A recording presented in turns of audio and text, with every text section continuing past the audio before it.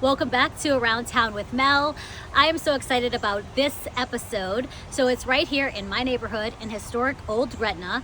The Gretna Historic Society does their annual tour of homes. And I don't know about you, but I love to drive around, to look at houses. And what I especially love is being able to go inside and to see how a home is curated and designed and take notes of like what I liked and what I maybe want to incorporate into my own home, or frankly, just be nosy. So I'm here at the Ilario house, and Trina actually let us in so we get a little behind the scenes snapshot of her incredible, beautiful home that's right here on Huey P. Long Avenue. There's actually two homes on Huey P. Long Avenue, but there's homes all over this area that are really going to be worth your while. So the tour is happening on Sunday, April 12th. And today, not only am I going to chat with Trina for a little bit, but I also am going to have a one-on-one with Stephanie Dieterich, and she is part of the Gretna Historical Society. She lives here. She's a part of this community.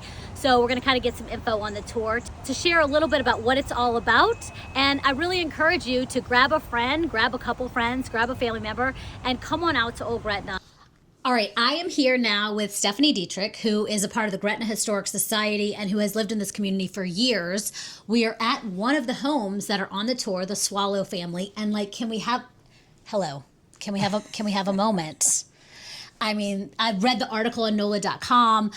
Julie Neal did the chandeliers. Rest in peace, Jerry Berman. One of the armoires is from her. Like, and this is the smallest house, but like sometimes, what were you saying? The best gifts come in small packages. And this one packs a lot of punch. Like, I love a home that feels really curated and intentional. And when you walk in here, like, you can really feel that. You never see the same thing twice. There's so much to see. So much. Love that. All right, Stephanie, thank you so much for making the time. I'd love for you just to kind of give us an overview on the Gretna Historic Society. Well, the Gretna Historical Society was started in 1969 when a few old-timers decided to save the Davy Crockett Fire Hall and the two old Creole cottage homes on either side, the William White House and the Kitty Straley home, two of the Gretna's oldest houses, or maybe the oldest houses in Gretna. Yeah. And money was raised, and one of the Whites, Helen White, who was Dick White's wife, she took her Christmas card list and took the people on there and sent them invitations to join the club. And they did. They fixed up the fire. And the Davy Crockett Fire Hall is the oldest continuing fire department in the country, supposedly. Wow. And the two houses were saved. Mm-hmm. So, not to be done with that, they decided to, start more projects. They saved the little caboose on 4th Street in Huey Long that was slotted to be torn down. Mayor White at the time said it was going to make the hot town look like a hick town. He didn't want it, but they pursued it and they got it done. Yeah. And now that sits in front of our market. They were instrumental in getting Gretna on the map on a registered district map. So talk to us about that. Like, what was that process? When did that happen? That was around 1985. Okay, yeah. And shortly after that, you got to realize at this time, Gretna was very depressed. There was a lot of dilapidated houses. Houses that were salvageable were being torn down for parking lots. And so they didn't like that, and they didn't want that to continue. So they tried to get it on the map. Yeah. Members went door to door and took stock of the housing that was in the area. Yeah. And it became a Gretna Historic District. Shortly after that, to bring attention to what could be done with an older home, we started the home tours in '89, and that was Virgie Ott who did that. She's no longer with us. People didn't realize what could be done. They would move away and move into a new house and just let it go. A lot of our housing stock was rental, low rent rental, and people just didn't care anymore. Yeah. And so that's what happened. Yeah. And things have changed. That's been a long time, but things have changed now. But over time, and you could pick up something and fix it. It's hard to find something to pick up and fix today. Yeah, yeah. But luckily, we still have a few that are willing to put their homes on the tour that have fixed them up in beautifully done jobs. Yeah, and to be able to see like the transformation. Exactly. And to your point, like to be able to, because sometimes it takes a lot of vision that not a lot of people have when you see a home that looks like just a big project, and then you get to see some of these houses and you're like, oh, I see what's possible. I see what can be done. And the other side of that is maybe you're live in a new house and like, but you want ideas for your home, like how to combine patterns or a wall of art. Like, can I do this in my house, or this window treatment? I just think I love home tours because I feel like you get so many ideas. Exactly. Design wise, but also like you're saying, like how to take an older house or a house that needs a little bit of work and restore it in a way that really brings out its charm. It stays true to the area while being beautiful. So talk to us a little bit, give us kind of like the logistics on the tour, like when it's happening, how many houses, how to get tickets, all the things. Okay, we sell the tickets at 209 Lafayette Street at the White House, on our complex. Yeah. And the tickets are $25. There's 7 homes on the tour. The tickets are sold from 1 to 4. The tour is from 1 to 5. And you can only get tickets the day of. Day of. Gotcha. Okay, Day perfect. Of. Okay. And how many houses are on the tour? We have 7 homes. We have 2 on UEP Long. We have the oldest house on the tour is the home on Lafayette Street, which was a double that has been transformed back into a single. This home was in pretty dire shape at one point, and not a lot could be salvaged, but it's been brought back to its former original appearance, and it's beautifully done. Yeah. That is an 1885 home. The house we're in now, Kelly's house, is one of the small. It is the smallest, and like I said, nice things come in small packages, and it's very nice. Yeah. And then we have a very unique house that was the original home of Gretna dentist, Dr. John Stump. And when he was building the house, his uncle, Senator Stump, donated a black marble fireplace from Gretna's First Bank, and it's still in the home and can be seen. The unusual thing about this house, which was on the tour once before when Representative Joe Toomey and his wife, Joanne, lived there, was that the house originally faced Freed Street. Okay. It was on a very large piece of property. Well, over time, the property was subdivided and houses were built around it. So now it faces 11th Street. Okay. So they had to do a little work to do that, to make the side of the house look like the front of the house. But that's very unique. Yeah, I love that. And then that house, I believe, is 1947. And then we have 2 on Evergreen. Okay. One's a 1940 stucco cottage, very well done. And then the other one is the only slab house we have. It's 1959. Lisa, who was on the tour before when she lived in the Riverview condominiums. Oh, yeah. She describes the house as mid-century modern with an Asian twist. I like that. Because she's lived overseas and she's collected a lot of stuff. And it's very sleek and modern with an Asian flair. It's very nice. She totally redid that one as well. A lot of variety. I love that. And I love, like I was saying earlier, like the curation, like, and how a home becomes a home. Like with this home that we're in, like I think in the article it talked about how they collect art, they give gifts of art. And then, like you were saying, the house that has the Asian flair, like she lived overseas, she lived in Asia, and bringing that in, I just think that, to me, there's such a richness to that, So I'm so excited to go into these houses. Yes. Yeah. Everybody's different. Everybody's unique. Yeah. And so you see something different at every home. And you don't want, like, sometimes in a lot of these communities that do home tours, which they're beautiful. I mean, I love them, but everything kind of looks the same. Cookie cutter. Right. And, like, I think to be able to see, like, the charm and the uniqueness of each one, to me, that's more bang for your buck, in my opinion, A variety, because not everyone likes the same thing. Exactly. You live here. You've lived here for so many years. You're part of the Historic Society. You're part of so many things in Old Gretna. What do you love about this community? The people. It's a great location. We know our neighbors. We're friendly with our neighbors. It's just, there's something going on every week. I mean, it's almost too much going on, but it's like I believe we have the best mayor. We have the best police chief. The leadership, it's just everything. There's such a tremendous vision, and these houses on Garden Park, I think that's going to be an up-and-coming neighborhood with the 5th Street improvements. Yes. And it's just a connection of Old Gretna. Yeah. And it's actually between Old Gretna, historic Gretna, and historic McDonoughville. So I think it's going to be the big whole area. Yeah. And people want to live in Gretna. Yeah. So I love that. Yeah. And those are the 2 on Evergreen are the ones that are part of the garden park, right? The old Garden Park Garden Park. neighborhood. Gotcha. We're calling it OGP. OGP, I like it. OGP. And I think that eventually may become a historic district itself. Oh, that's great. It has the age criteria to do that. Yeah. And that would be great. That would be amazing. Yes. Yeah. Awesome. Well, thank you so much, Stephanie, for making the time. And of course, thank you to the Swallows for letting us record in here and giving you another glimpse into what one of these homes offers. Thank you.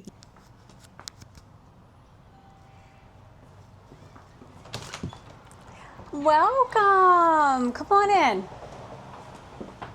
All right, I am here with Trina Alario in her beautiful home. Thank you so much for letting us in. Oh, thank you for coming in. I always love to see you. I love to see you too. And the joke is always that like you could be walking in front of the house and Trina's on her porch and she's like, come on in. Like she's like the most hospitable person you will ever meet. I'm very welcoming. What did you love about this house, like this location? Like what made y'all want to buy this? Because I know it was a project. Yes, it was. But my husband is originally from the West Bank and I'm from Baton Rouge. And when we first got married, we were kind of juggling like back and forth about what we were going to do. And I wanted to stay in Baton Rouge. It's where all my friends were. It's where I worked. And, it was an issue. And for Christmas, he said, let's go take a ride down Huey P. Long and look at the Christmas lights. And the second I saw them, I said, I will move to the West Bank if I can live on this street. Right. So the problem is houses, as you know, rarely come up on the street. Exactly. And when they do, they never hit the market. They're gone before you know about it. Yeah. So I, being the master manifestor that I am, I just started telling people I'm moving on Huey P. Long. And so we went to a function and I said, this was like 2 or 3 days later, and I said, no, I'm going to move to Huey P. Long. And people were saying, well, what house? There are no houses for sale. And I said, well, I don't know, but that's where I'm going to live. And the next day, someone called John, and my husband, and said, hey, your wife was saying that she was looking for a house on Huey P. Long. I know of one that's going to be coming up for sale. It's not on the market yet. If you're interested, I can give you the number. So, of course, I was interested. We called the lady. We came the very next day, and we were walking through the house, which it needed a lot of work. And she said, well, there's someone else that's looking at it, and if they pass, I'll let you know. Yeah. And I said, okay, well, they're going to pass because this is my house. So when they pass, let me know, and I'm going to buy this house. And she said, okay. And she called like 2 or 3 days later and said, hey, listen, if you want the house, you can have it. And so that's where it all started. I mean, this is like prime.